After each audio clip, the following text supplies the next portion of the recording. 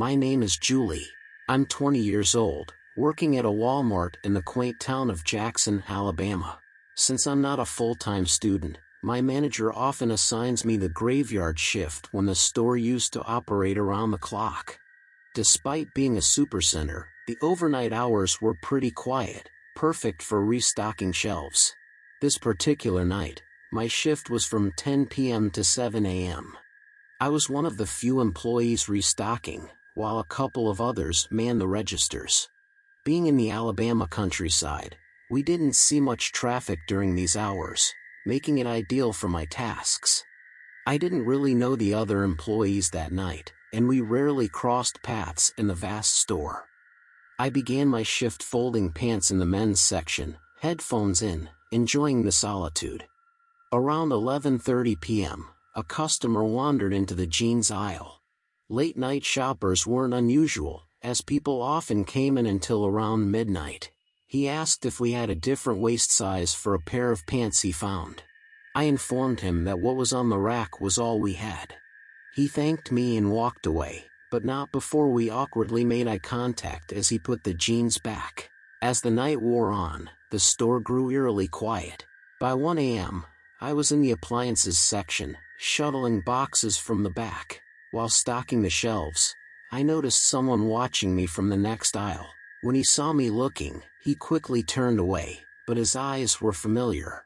It was the same man from earlier. How could he still be here without buying anything?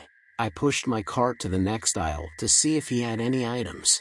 His hands were empty. No way could he have been shopping for 2 hours and not picked up a thing. Unease settled in.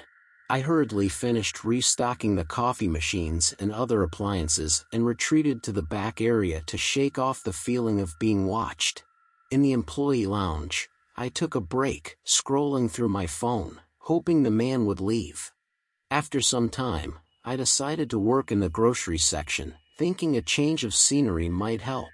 I went to the dairy cooler, filling crates with milk and yogurt, checking dates on the products. Amid the loud hum of refrigerators, I heard the cooler door slam open. Through a gap in the boxes, I saw the same customer enter. My heart raced. Why was he in the employees-only section? I hid behind a shelf, pushing a large box of eggs in front of me. The noise of the refrigerators masked my movements.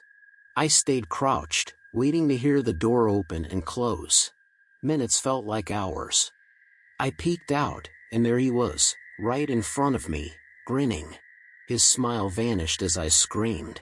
He tried to muffle my scream with his hand, but I pushed the egg box into him, causing him to step back, distracted by the mess.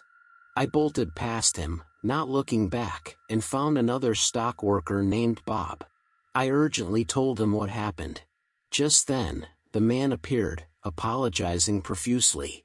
He claimed to be from corporate, checking on the store's operations, and said he didn't mean to scare me. Bob seemed to buy his story, but I wasn't convinced.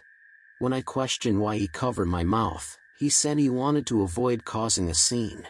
He then instructed me to finish the appliance section before disappearing. As he walked away, I called after him, asking his name. He replied, "Tom," and vanished into the store. The next day, I reported the incident to my manager, Margaret. She confirmed there was no scheduled visit from corporate, especially not at 2 a.m., and no one named Tom. Reviewing the camera footage, they discovered the man had been stalking me for hours.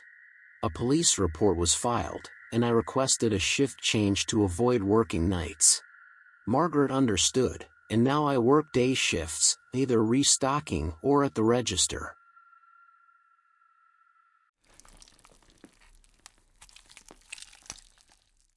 Working the night shift at Walmart on weekends was my second job while I was wrapping up my college studies.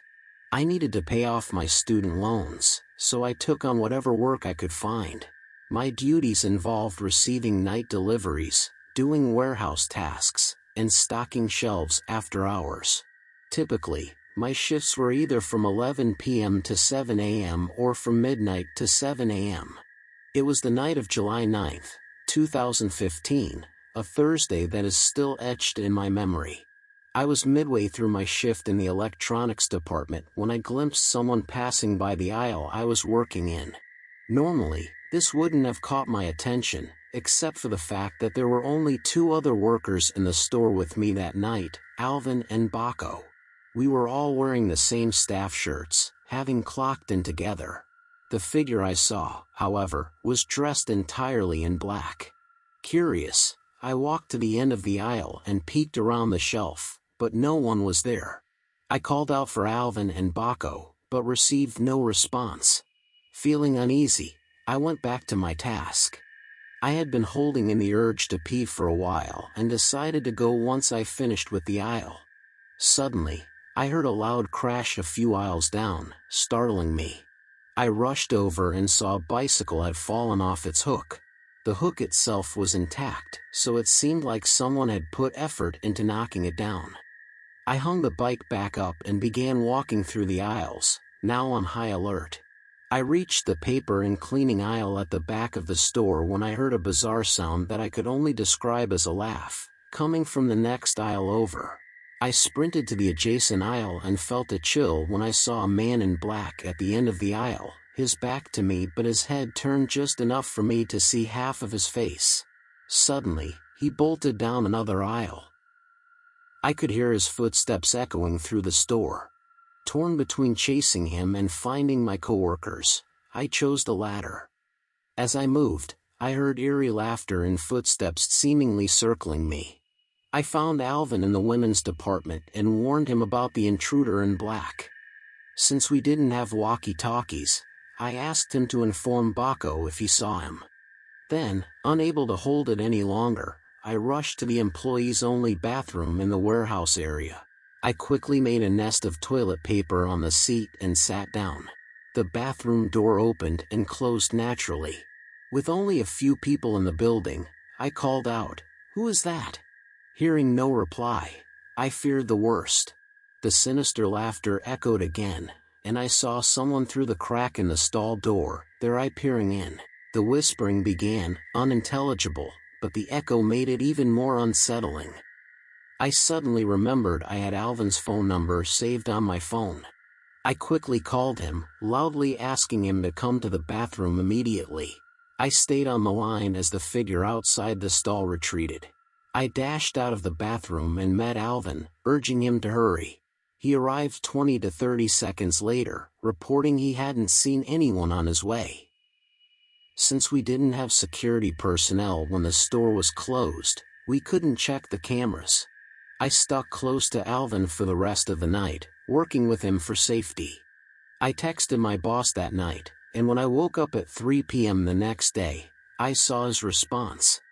He said all the camera footage from the night before was static. He believed my story, but with no video evidence of the intruder, there wasn't much he could do.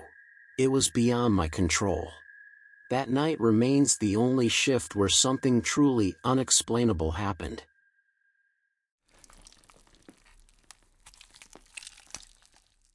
Where can you find the most bizarre and unsettling individuals in our society? Without a doubt, every trip to Walmart has introduced me to at least one person who defies the bounds of normalcy.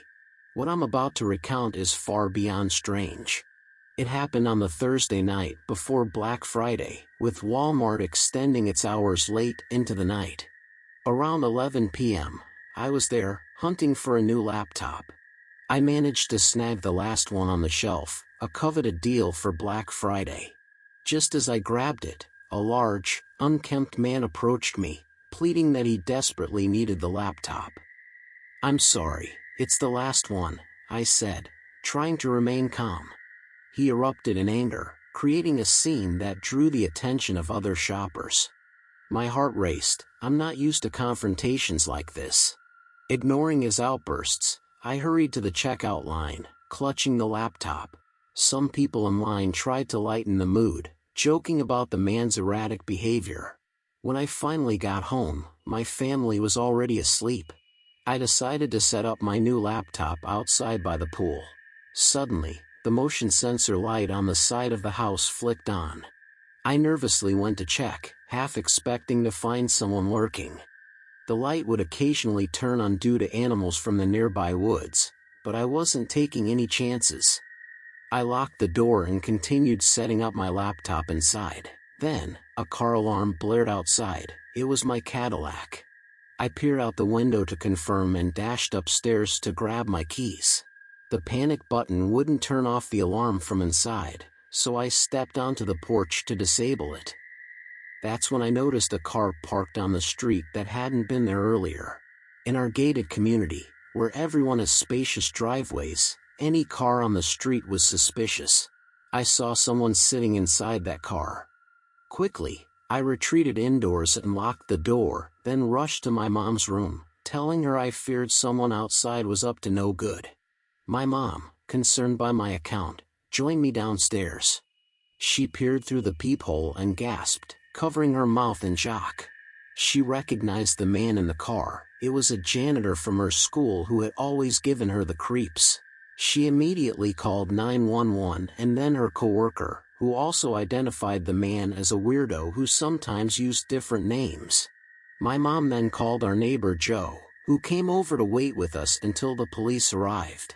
The man watched Joe enter our house, then drove off. We provided the police with his license plate number.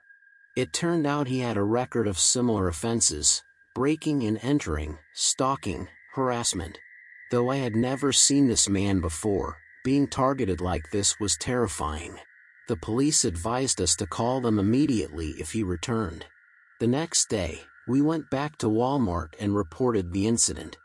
The staff knew him. He wasn't an employee but was known to loiter there. Thankfully, I never encountered that man again. That experience has put me off Black Friday events for good.